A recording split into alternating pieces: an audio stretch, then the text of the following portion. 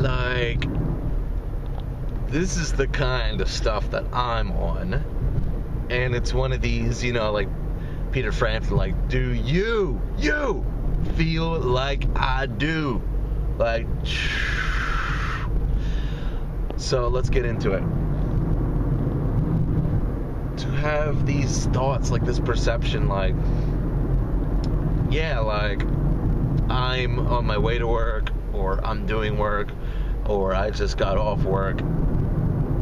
Work being the focal point, because some people just, like, when they clock in to their work, they, in another sense, like, totally clock out. They're like, look, I don't like this.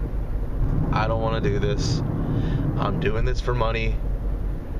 Like, I'm in a crap mood. I pretty much just, like, want to ignore this. And then when I clock out, I'm gonna recover. Right? And it's like, it's unfortunate because, look, if you're sleeping for 8 hours, if you're working for plus or minus 8 hours, not even talking about the time it takes for the morning routine, the burps, the morning routine, the commute to, and then working, the commute from, and then, like, the recovery phase where you're, like, you're still in that kind of soul sense, clocked out, and you're just like, man, like, you think you could catch me? Do you think you can catch me doing anything, like, remotely productive after work or before work that isn't my morning routine? Or during my commutes, it's like, you must be some type of crazy. Like, that ain't gonna happen. What I want to help people tap into is,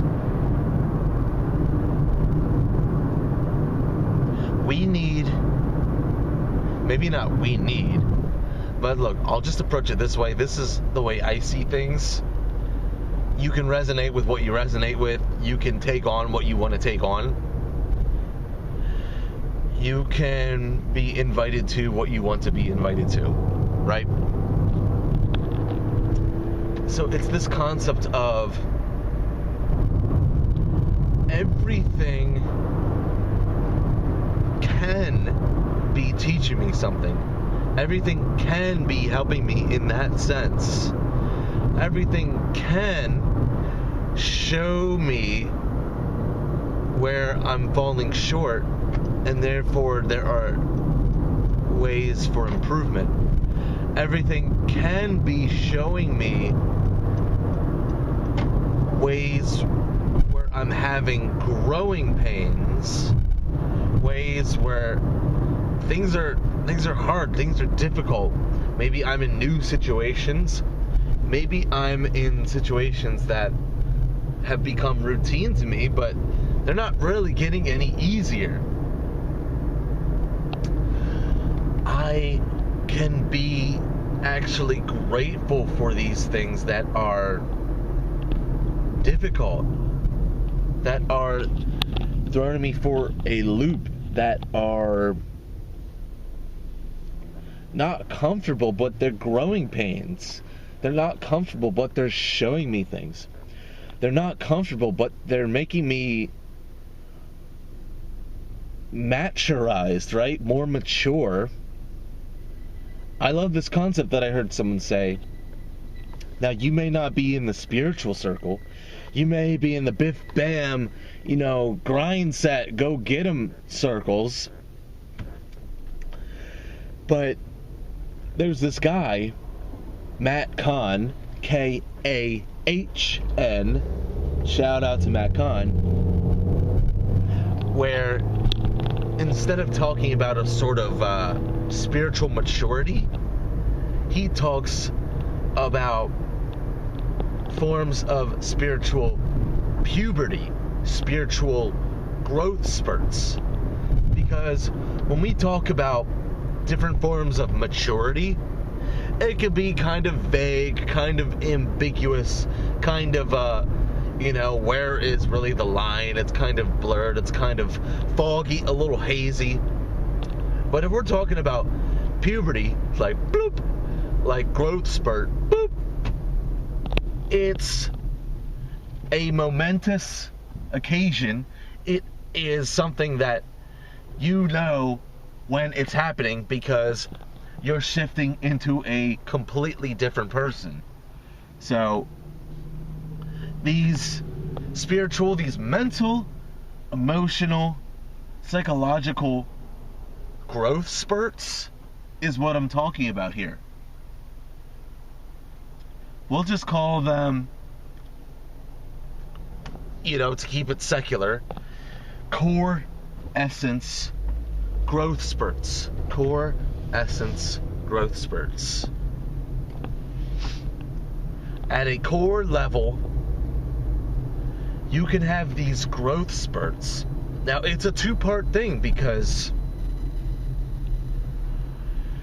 you're acknowledging that you're in this painful, this uncomfortable situation. Acknowledgement. Part one. You're in the acknowledgement and you're just in the moment of uncomfortable situation. Uncomfortable, nuanced, difficult, testing you type of situation. Part one. Being in the moment, the acknowledgement. But part two is not complaining about it. Part two is acceptance of it. Part three is follow through.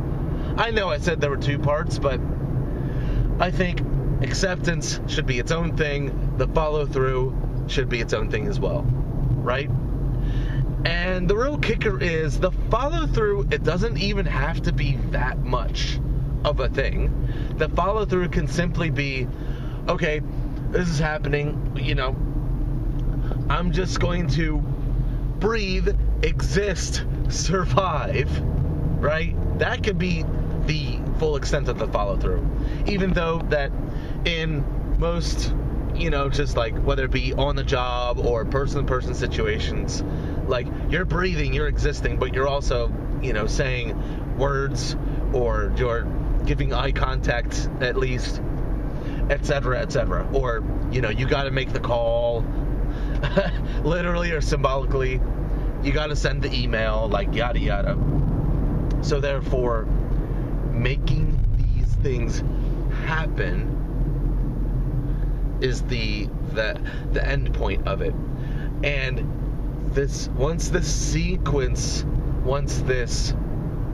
pipeline has seen its way through to the end, you're going to get a growth spurt. Whether or not you notice it like right after it happens, doesn't matter. The growth spurt is enacting, right? It's kind of like the actual growth spurt of, or, at least one of, I'm not a biologist, but of puberty, right? Where it's like, when does it start, right?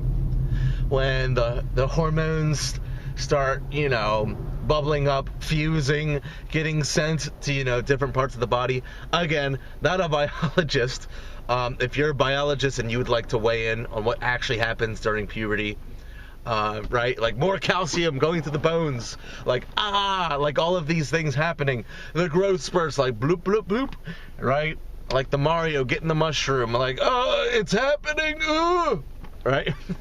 So,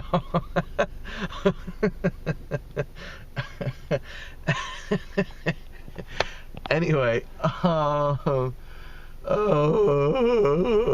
wow, voice crack and a sigh. You heard it here first, folks. Where was I? These core essence growth spurts. I'm gonna say it. Soul, right? Like, at the end of the day, if you're not, like, at least acknowledging your soul or your core essence, like, call it whatever you want, like, if you want to get psychological about it, you can call it your subconscious, right? Like yourself, right? Integrating yourself, self-individualization, right? You want to get all Carl Jung about it? Just the self with a capital S, Like, we all know on intuitive levels that there's something there, right? That is its own thing. I'm not going to say, like, standalone, because this is all integrated, right?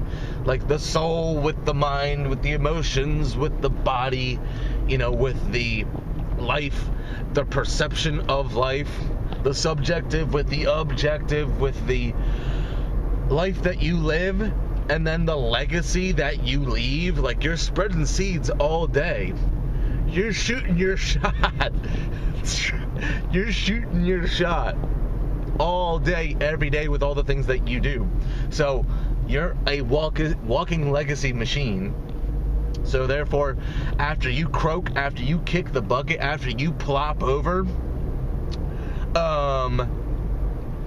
those seeds that you planted, that legacy sauce, that legacy that you, like, bestowed upon other people, boom, like, that is with other people. Like, after you physically croak, the memories of you live on with other people. So you are way more than just your body and your actions in the moment.